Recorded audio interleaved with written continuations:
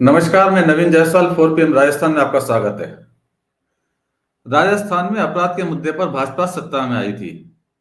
चुनाव प्रचार के पहले भाजपा के तमाम नेताओं ने, यहाँ तक कि खुद प्रधानमंत्री नरेंद्र मोदी ने और केंद्रीय गृह मंत्री अमित शाह ने भी राजस्थान में अपराध को एक बड़ा चुनावी मुद्दा बताया था।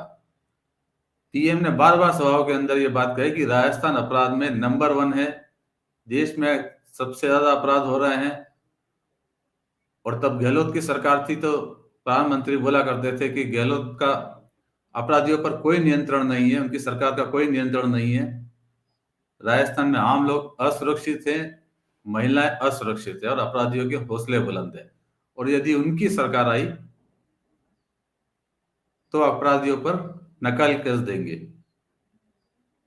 चुनाव के बाद राजस्थान में भाजपा की सरकार आ गई है और अब उम्मीद की जानी चाहिए कि जो चुनावी वादे किए गए थे वो पूरे होने चाहिए। अपराध पर नकेल कसी जानी चाहिए, अपराधियों में डर पैदा होना चाहिए। लेकिन हो रहा है इसका उल्टा। आम आदमी की तो जो स्थिति थी वही है, लेकिन अब सरकार भी सुरक्षित नहीं है। यहां तक कि सरकार के मुखिया मुख्यमंत्री भजन लाल भी सुरक्षित नहीं है। उन्हें भी धमकाया जा रहा है कि गोली मार दी जाएगी। और ये धमकी भी कहीं और से नहीं आई है, एक जेल से मिली है, जयपुर की जेल से मिली है, जहां से मोबाइल करके मुख्यमंत्री का शूट आउट करने की धमकी दी गई। वो जेल जहां पर कैदियों के पास मोबाइल की सुविधा नहीं होती है, लेकिन उसके बावजूद उनके पास वहां मोबाइल पहुंच रहा है और उससे वो धमका रहे हैं प्रदेश के मुख्यमंत्री को। और कॉल कहाँ कर रहे हैं? कॉल कर रहे हैं कंट्रोल रूम के 100 नंबर को, जो पुलिस के पास रहता है। यानी अपराधियों के हौसले इतने बुलंद हैं कि वो प्रदेश के मुखिया मुख्यमंत्री को धमकाए, जो खुद गृह मंत्री भी हैं, वो जेल में बैठकर धमकाएं और डायल 100 पर फोन करके धमकाएं। समझ सकते हैं इससे अपराधियों के हौसले कितने बुलंद है और उनको उनमें सरकार को लेकर कितना खौफ है। जयपुर जेल में बंद एक कैदी ने डायल 100 पर फोन करके पुलिस को धमकी दी कि सीएम का शूट आउट कर देगा। उसके बाद उसने अपना मोबाइल बंद कर लिया। पुलिस ने जांच पड़ताल की आनन फान में, चूंकि मुख्यमंत्री का मामला था तो पुलिस तत्काल एक्टिव हुई और 3 घंटे के अंदर पुलिस ने आरोपी की पहचान कर ली।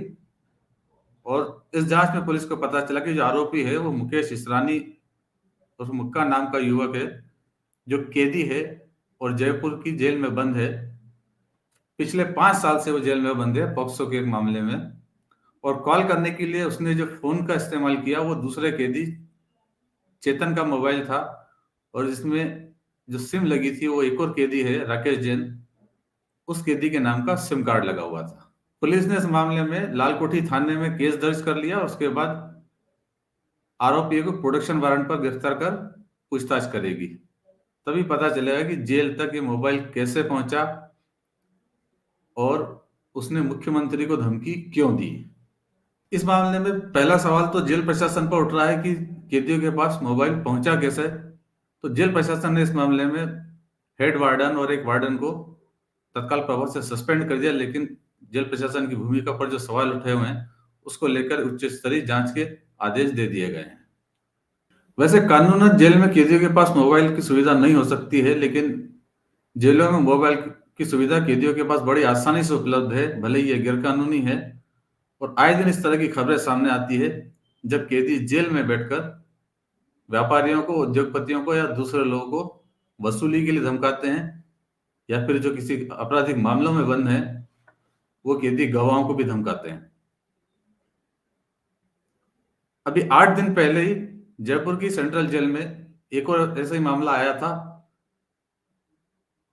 जब एक कैदी ने मोबाइल निगल लिया, क्योंकि उसे सामने जो ड्यूटी पर तैनात प्रहरी थे उन्होंने उसे देख लिया था, तो उसने मोबाइल जब्त होने के डर से मोबाइल निगल लिया था।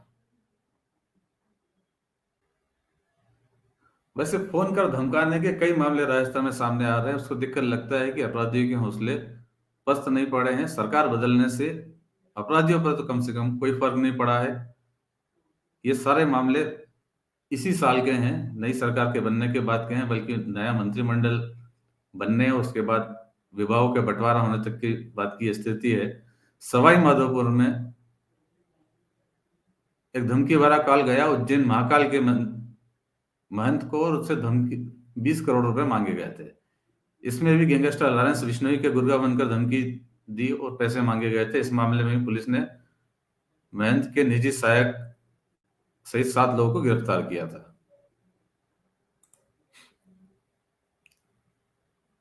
पुलिस का इकबाल कितना बुलंद है, देख सकते हैं। बूंदी में इनामी आरोपी को पकड़ने गई पुलिस पर ग्रामीणों ने हमला कर दिया और 2 जवान इसमें घायल हो गए। बीकानेर से इस तरह की खबरें हैं, जो महिला अपराध को लेकर बड़ी खबरें हैं। घर से दूध देने निकली 7 साल की बच्ची से दुष्कर्म हुआ, आरोपी को गिरफ्तार कर लिया। उधर एक और मामले के अंदर कंडक्टर ने महिला यात्री से निजी बस में दुष्कर्म किया। तो ये कुछ अपराध के मामले हैं जिसको देखकर लगता है कि राजस्थान में फिलहाल अपराध पर पुलिस का कोई कंट्रोल नहीं है। अपराधियों में भय तो कम से कम इस सरकार का बिल्कुल नहीं है, और ये भय, जब उनमें भय नहीं है तो उनकी हिम्मत इतनी बढ़ गई कि आम लोग तो पीड़ित है ही हैं, अब वो मुख्यमंत्री तक को धमकाने लगे हैं। हालांकि मुख्यमंत्री भजनलाल शर्मा ने जब पदभार संभाला तो उन्होंने पहला जो अपना आदेश निकाला था वो पेपर लीक मामले को लेकर एसआईटी बनाने का था, कि पेपर लीक करने वाले अपराधियों को नहीं पकड़ा जाएगा। उसके बाद एसआईटी ने कई कार्रवाइयां की और कुछ अपराधियों को पकड़ा भी है। इसी तरह एंटी गैंगस्टर टास्क फोर्स भी बनाई, और टास्क फोर्स भी अपना काम कर रही है, लेकिन उसके बावजूद लगता है अपराधियों पर पर्याप्त नकेल कसे जाने की जरूरत है, ताकि कम से कम इतनी हिम्मत तो अपराधी न कर सके कि प्रदेश के मुखिया को ही धमकाएं, वो भी जेल में बैठकर, जहां जेल के अंदर मोबाइल नहीं पहुंचाने की जिम्मेदारी जेल प्रशासन की है, पुलिस की है, और वो भी डायल 100 पर फोन करके धमकाया जाए। क्योंकि सवाल सिर्फ मुख्यमंत्री को धमकाए जाने का नहीं है, आम जनता में विश्वास कायम करने का भी है। आम जनता में विश्वास तभी कायम होगा जब अपराधियों के खिलाफ सख्त कार्रवाई हो, और कम से कम इस तरह की हिमाकत कोई अपराधी ना कर सके, और जनता में भरोसा कायम हो। जनता को ये ना लगे कि अगर मुख्यमंत्री ही सुरक्षित नहीं है, उन्हें भी धमकी मिल सकती है, तो आम लोगों की क्या बिसात है। तो फिलहाल इस वीडियो में इतना ही, और अंत में एक बार फिर आपसे यही कहना है कि 4PM राजस्थान चैनल को सब्सक्राइब जरूर करें, और इस वीडियो को लिंक को जितना ज़्यादा हो सके उतना शेयर भी करें। नमस्कार।